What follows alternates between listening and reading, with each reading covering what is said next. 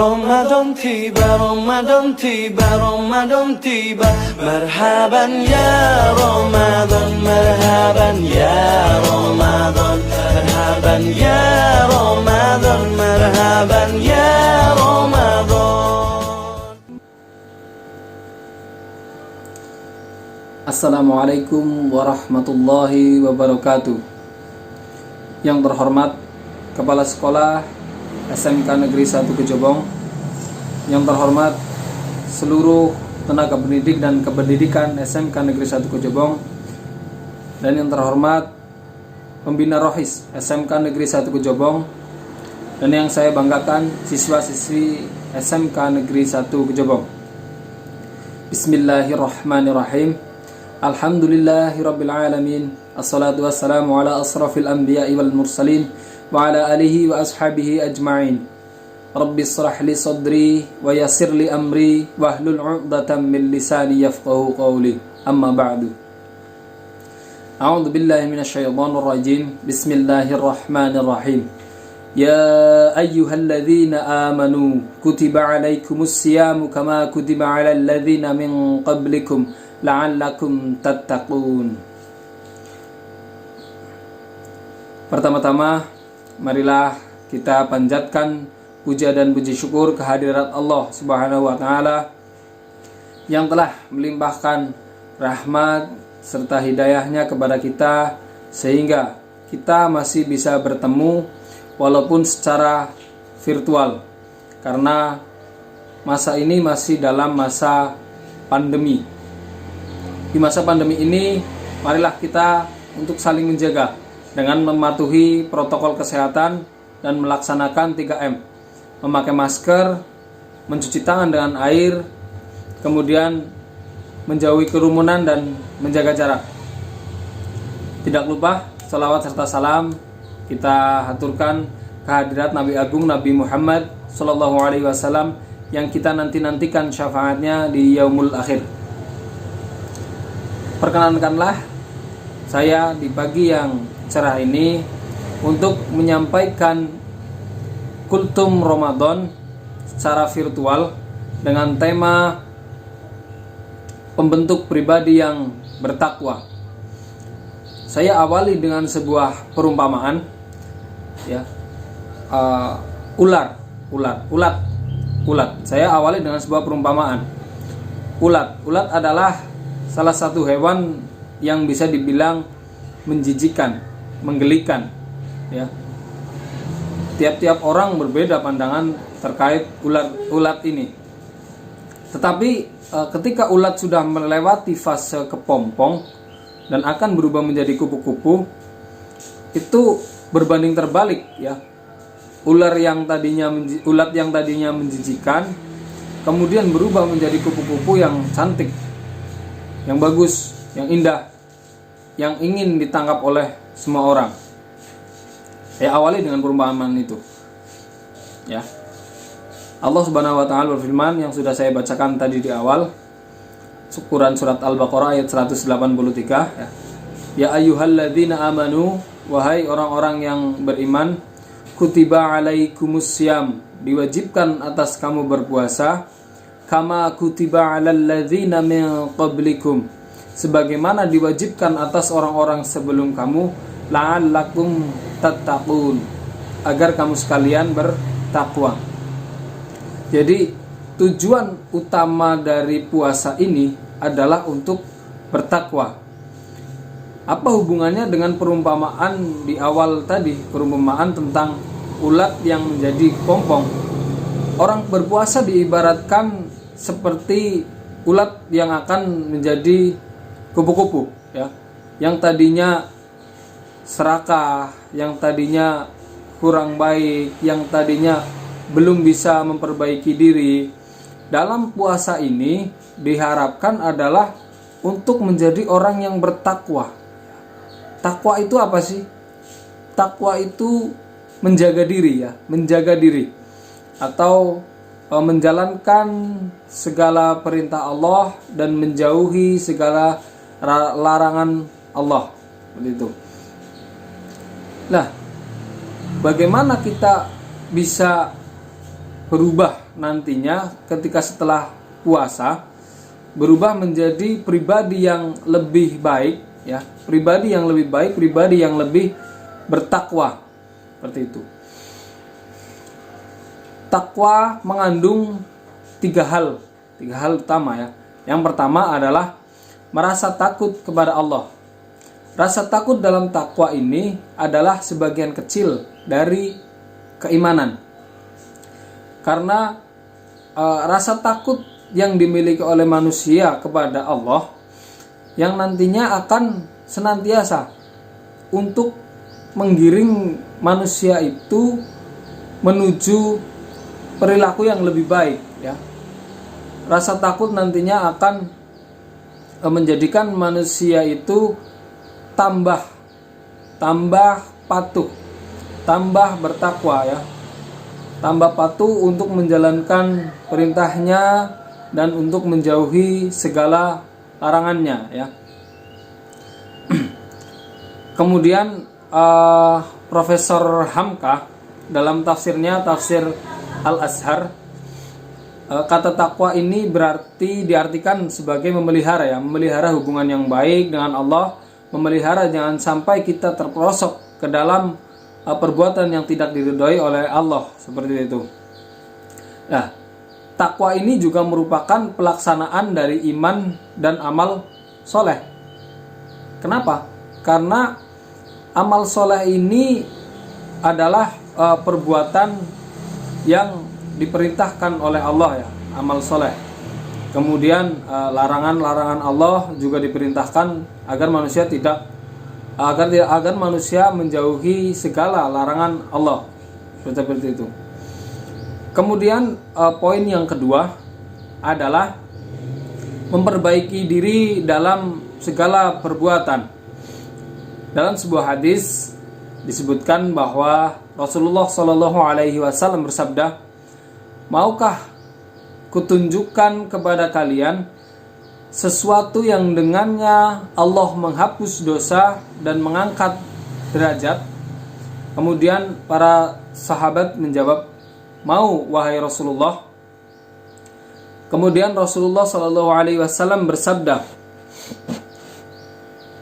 yang pertama adalah menyempurnakan wudhu di saat yang tidak disukai, kemudian banyaknya langkah menuju masjid, menunggu sholat setelah sholat. Itulah kebaikan yang banyak.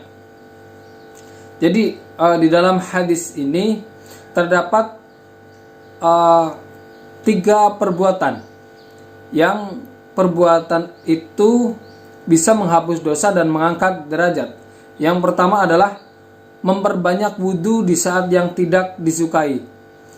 Ketika kita lagi males, lagi mager, udah di tempat tidur, kita disuruh wudhu dulu. Karena sunnah sebelum tidur adalah melaksanakan wudhu, seperti itu. Atau ketika musim dingin menyentuh air pun males, apalagi untuk berwudhu. Nah, itu maksud berwudhu di saat yang tidak disukai. Kemudian banyaknya langkah menuju masjid. Ini artinya adalah kita sesering mungkin ke masjid untuk sholat berjamaah. Kalau bisa 5 waktu kita sholat berjamaah di masjid. Kemudian poin yang ketiga adalah menunggu sholat setelah sholat. Maksudnya bagaimana? Jadi kita berwudu dari rumah, kemudian jalan ke masjid. Nah, ke masjid kita sholat sunnah rawatib atau sholat sunnah tahiyatul masjid, ya. Jadi ketika kita sholat sunnah tahiyatul masjid, kita menunggu sholat wajib. Nah, itu yang dimaksud menunggu sholat setelah sholat, seperti itu. Nah, dari ketiga ini adalah kebaikan yang banyak, seperti itu. Nah, dalam bulan puasa ini menjadi peluang yang besar bagi kita untuk selalu introspeksi diri, selalu memperbaiki diri, di mana pahala yang dijanjikan oleh Allah adalah berlimpah, karena yang menghitung pahala orang yang berpuasa adalah Allah sendiri, langsung dari Allah sendiri. Marilah kita untuk tetap berusaha untuk terus memperbaiki diri melalui pembiasaan-pembiasaan yang kita lakukan pada bulan Ramadan ini. Sebisa mungkin pembiasaan yang sudah kita lakukan di bulan Ramadan ini bisa kita lakukan di bulan-bulan berikutnya. Semoga kita semua tetap diberikan hidayah oleh Allah Subhanahu wa taala, tetap diberikan perlindungan oleh Allah Subhanahu wa taala, sehingga kita bisa istiqomah, bisa konsisten dalam menjalankan puasa dan menjalankan kebaikan-kebaikan yang diperintahkan oleh Allah Subhanahu wa taala. Kemudian poin yang ketiga adalah menjaga diri dari hal-hal yang dilarang oleh Allah Subhanahu wa taala. Saya umpamakan begini. Orang yang berpuasa dilarang untuk makan dan minum. Nah, biasanya bulan puasa ini makanan, minuman yang tadinya tidak ada di bulan-bulan selain Ramadan ini menjadi ada ya. Di rumah banyak sekali makanan. Nah, saya umpamakan begini. Ketika kita di rumah sendirian sedang berpuasa, ketika kita makan itu nggak ada yang tahu, iya kan? Itu nggak ada yang tahu. Tetapi kenapa kita nggak makan, kita nggak minum? Karena kita takut. Ya, kembali ke poin pertama. Karena kita takut. Rasa takut itu yang menggiring kita untuk menjalankan perintah Allah, ya, dan menjauhi segala larangan Allah, seperti itu.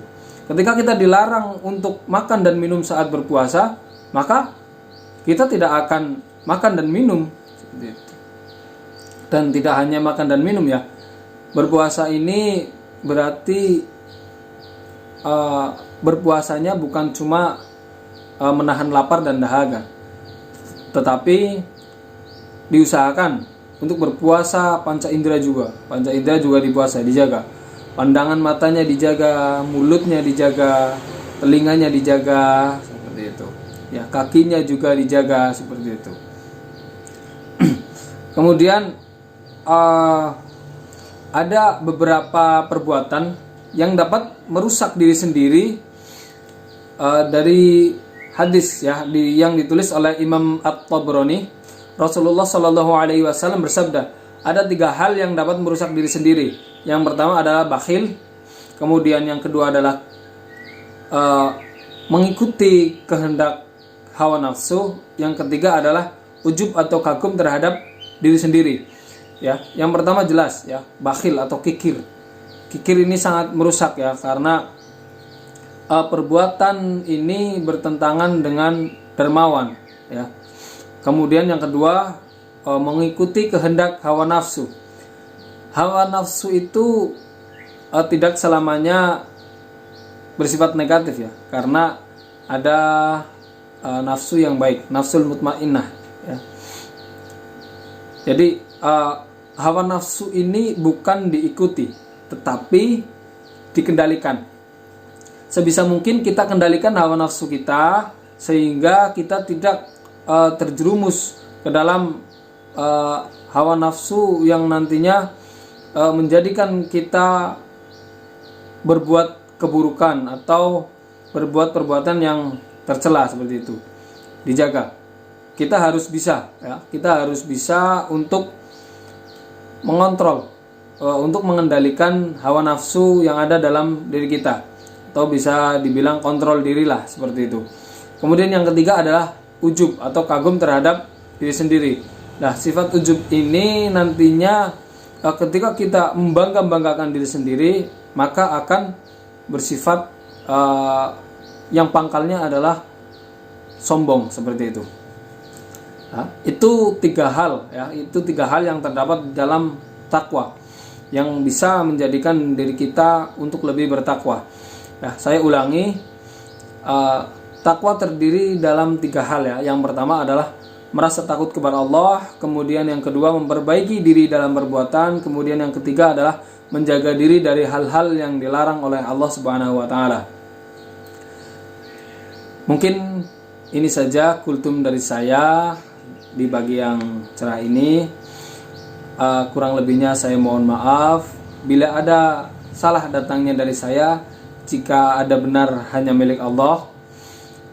Billahi taufik wal hidayah. Wassalamualaikum warahmatullahi wabarakatuh.